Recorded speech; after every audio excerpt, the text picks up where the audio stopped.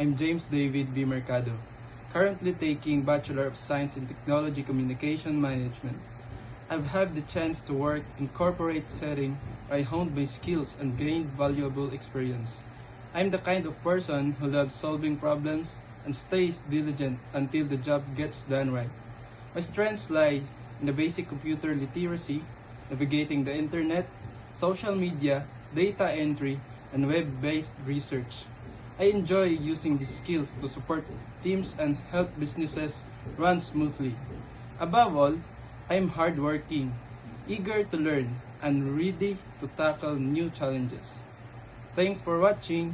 I'm excited for the opportunity to contribute and grow.